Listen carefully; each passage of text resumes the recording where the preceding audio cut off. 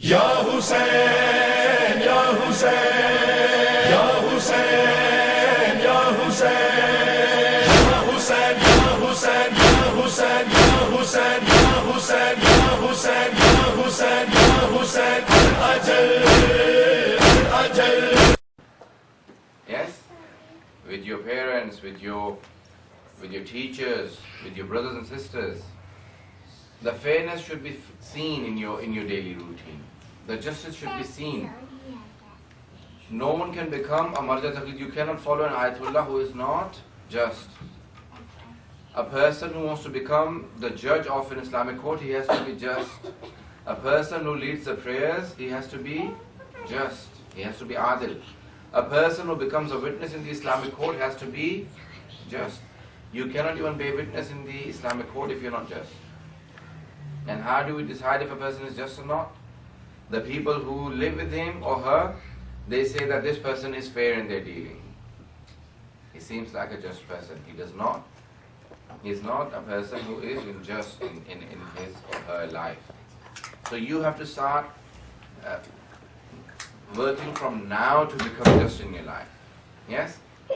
How do you decide justice? How do you define, if a person works so hard that he is always God conscious, that I should not go against Allah's will, then he becomes just in his life. How? If you're always watchful of what you do, it becomes a second nature, it becomes a part of your life. Just like when you're driving, it is in Arabic called malaka, not the queen, not malika, but malaka, a second nature. How many of you can drive? Can we have show of hands?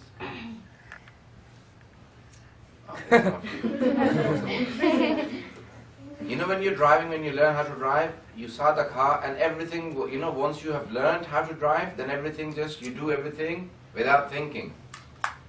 In the beginning, you say, okay, you're so conscious. If I, you don't have 6 shift here, but in England we have to be thinking so much about the gears and everything, the foot, how it works, your accelerator, the brake, and clutch. You have the clutch and brake together here. But you're so conscious in the beginning, you're so, don't ask me anything, you're so conscious. But once you start, once you learn how to drive, then you're not so conscious. It happens. You keep talking, you look around as well, you move, you can use your cell phone, you shouldn't be, but Why does that happen? It all happens naturally because you have now acquired that quality of driving. You have it in you. Yes, everyone? That's what is justice. It becomes a part of you. You don't have to think, do I have to listen to my parents? Do I have to be nice to my brothers and sisters? Do I have to do my homework? You become, when you're just, it all happens naturally. What you're watching on television, it all happens naturally. I shouldn't be watching this. I shouldn't be listening to this. I shouldn't be with this person at this time. All of these things happen naturally. If it is not happening naturally, then you're not still just. You don't think, the light has turned red, I have to stop, or shall I just, I'll just go, I'll just cross. You don't do that, do you? No. Anyone they are conscious of the laws because they believe in a legal system. They believe in law, they believe in regulations, they believe there'll be police around. You don't need the police to be around you all the time, but you're still conscious and you follow yourself. That's how conscious you should be, at least, of Allah subhanahu wa ta'ala. Because the policeman may not be around and you may get away with it by crossing the line. But you will not get away with it with Allah subhanahu wa ta'ala because He's always there. Imam Ali alayhi salam, a person came to me and he said, Ya Ali, how can I sin? He said, I'll tell you 4 conditions and then sin as much as you like. He said, that's quite nice if I only just have 4 things. He said, tell me so I can sin, openly. He said, the first thing, when you decide to sin, then don't eat anything that is from Allah subhanahu wa ta'ala. He said, well, then what shall I eat? Everything that I eat is from Allah subhanahu wa ta'ala. It is rizq, it is sustenance. He said, then you're a wise person. If you eat from Allah subhanahu wa ta'ala, then you shouldn't be disobeying you. He said, well, that's so difficult. How can you make that as a condition? He said, well, you said you want to sin, so I'll tell you the 4 conditions. If you want to sin as much as you like, but just obey by these 4 conditions. He said, okay, tell me the other conditions. He said, first, Don't eat anything from Allah subhanahu wa ta'ala. Eat from someone other than Allah subhanahu wa ta'ala. That's impossible. Secondly, don't live in his mulk malakut, in his sovereignty. Don't live in Allah's country. He said, well, the whole of the earth belongs to Allah subhanahu wa ta'ala, then where shall I go? He said, well, get out of earth. You know how the Americans say, if you want to go against America, then get out of America. Yes? You know what I'm saying? If you want to go against Allah subhanahu wa ta'ala, then don't live in his reign, you know. Go outside his reign, his kingdom. He said, yeah, that's so difficult. How can I go anywhere? Everything belongs to Allah subhanahu wa ta'ala. He said, then you are a wise man yourself. Third thing, he said, when you decide to disobey Allah subhanahu wa ta'ala, then go and hide from Allah subhanahu wa ta'ala. Go and hide himself in a place where he cannot see you. He said, but the Quran says, يُدْرِكُمُ الْمَوْتُ وَلَوْ كُنْتُمْ فِي بُرُوجٍ مُشَيَّدَةٍ. Even if you go in the depths of the earth, then the Malakul Maut, the angel of death will come and take you out from there and kill you. And then how can I hide from Allah? He said, well, then you are a wise person yourself. If you can't, stay without eating what is from Allah subhanahu wa ta'ala, if you can't stay away from the kingdom of Allah, if you cannot hide from Allah subhanahu wa ta'ala, for saving your life, then why disobey him? He said, tell me the fourth condition. He said, the fourth condition is that when you decide to sin, then sin as much as you like, but when the servant of Allah subhanahu wa ta'ala called the angel of death comes, he said, tell him, wait, let me go and finish off everything I'm doing, then I'll come back and then you can kill me. He said, he won't listen to me. When he comes, he doesn't even let you breathe. He says, die and you die. He said, if you can't even disobey Allah's servant, Malakul Maut, the angel of death, then how can you disobey Allah subhanahu wa ta'ala? When you are God conscious, then everything happens naturally. Yes, everyone become God conscious. If you are God worried, then everything happens naturally. You don't think. If you are driving fast, then naturally your foot comes on the brake and you start to brake because you have to stop at the red light. You shouldn't be thinking, shall I do this, shall I not? It should be happening naturally. That's what Islam has come for. It says you should naturally obey Allah subhanahu wa ta'ala. It should happen in it is in your system. Allah says, I've given it to you in your mind and your heart, in you to obey Allah subhanahu wa ta'ala. If you go against him, then you're unnatural. Yes? These days, because of a lot of things being fed from outside, from school, from television, from your peers and others, that's why you have to study Islam and obey Allah subhanahu wa ta'ala. But otherwise, Islam says it is a religion of nature. It is in your system. You should be naturally obeying every rule that Allah gives you. Imam Jafar Sadiq alayhi salatu wasalam says, Allahumma salli ala Muhammad wa ali Muhammad. He says, Ash-Shari'atu sahlatun sahla. Sharia, Islamic law is extremely easy to follow. Is it easy or is it difficult? Easy. Alhamdulillah. It's easy. The rest of you, I'm not sure. Yes? Islam is extremely easy to follow. Imam Sadiq says, he says, Islam is extremely, he says, why? Because Allah only gave you 5 daily prayers. Only 5. How long does it take? Less than half an hour. With wudu and everything, half an hour. Less than half an hour. 20 minutes. 1 minute per rakat. If you're doing it in half a minute, then I'm not sure if it will be acceptable or not. But about approximately 1 minute per rakat, 17 minutes, 3 minutes for 3 wuzus. Yes, 20 minutes you need altogether. In 24 hours, that's what you need. He says, Allah says only 5 daily prayers. Only 1 month of fasting in a year. Only 20% tax on your savings, unlike Americans. How much tax do you have to pay? 39%. Well, if that's on your income, not on your savings. Whatever you earn, America says, whatever you earn, you have to give this much to us. Allah says, no, it's yours. If you save anything, then just give 20% in the way of Allah. Only 20%. And once in a lifetime, Hajj.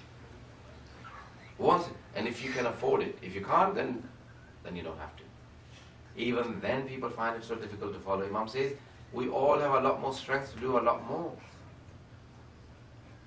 Have you seen the Jews, the Orthodox Jews?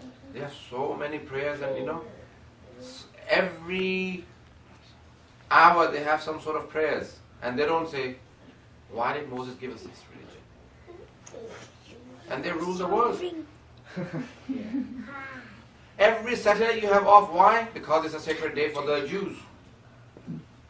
And Christians, yes, fine. Every third person in the world is a Christian.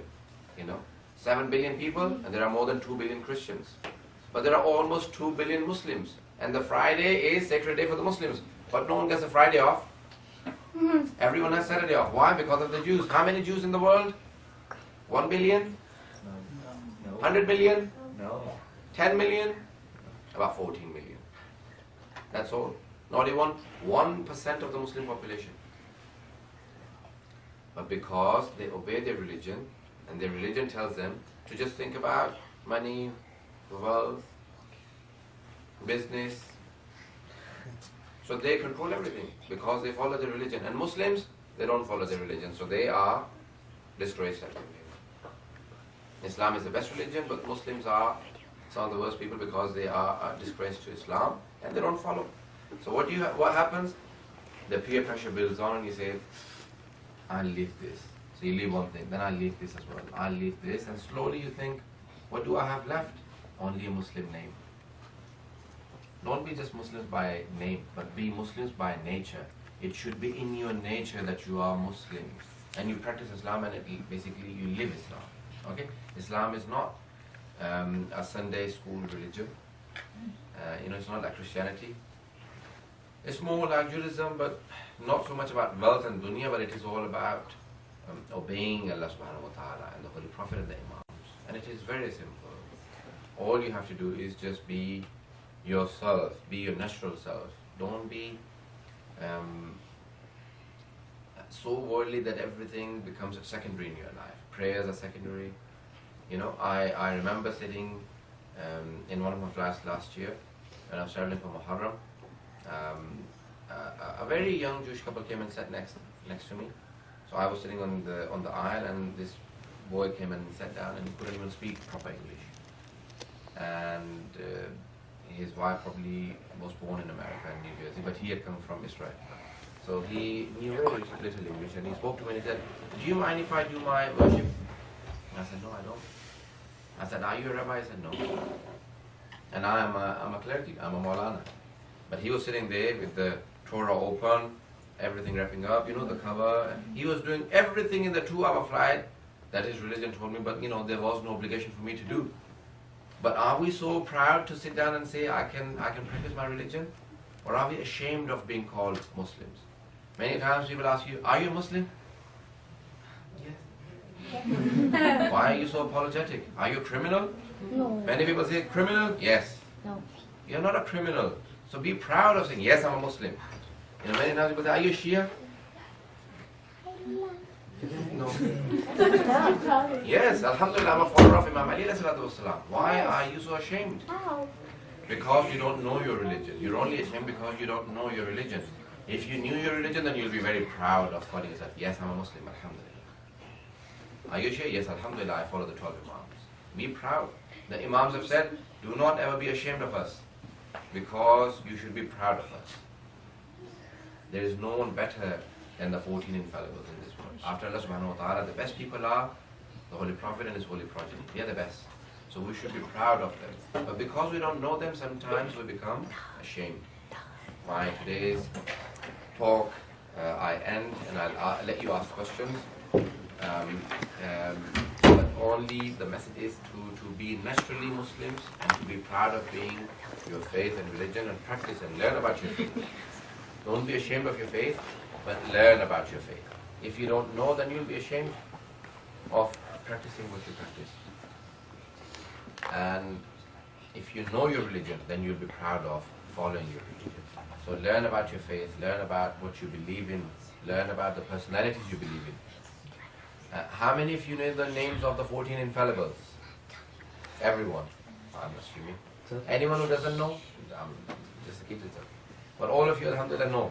And how many of you can say that you know to an extent some life of each one of the 14 infallibles? Some life. Any books in your house about the 14 infallibles? Anyone? Yes. Try and sometimes pick up the book and read a few pages about each one of the Imams, once a week. Just pick up the book and read one of the lives, of each one of the Imams, some of the life history about each one of the Imams. And then you learn how important the Imams are, about the Holy Prophet, about get Kitab al-Irshad or something like that, the book of guidance. In English there are books available. Try and read about the Holy Prophet, Hazrat Fatima sallallahu alaihi wasallam, and the 12 Imams. Something once a week, even just 1 or 2 pages, but read something about them. Read what they have said. Read how they live their life. And then you'll find out, is it in accordance with their life or is it in contradiction to their lives? Your lifestyle should be somehow, somewhat in accordance with the lives of the Imams, not in contradiction with the lives of the Imams. Many times we don't even understand how they live their life. And many times we are so much in love with some of the so-called celebrities that we don't even know how much contradictory their lives are with the lives of the Holy Prophet and the Imams. So try and learn a little bit about the Imams so you slowly build the intelligence, the wisdom that our Imams had. وآخر دعوانا أن الحمد لله رب العالمين. صلوات.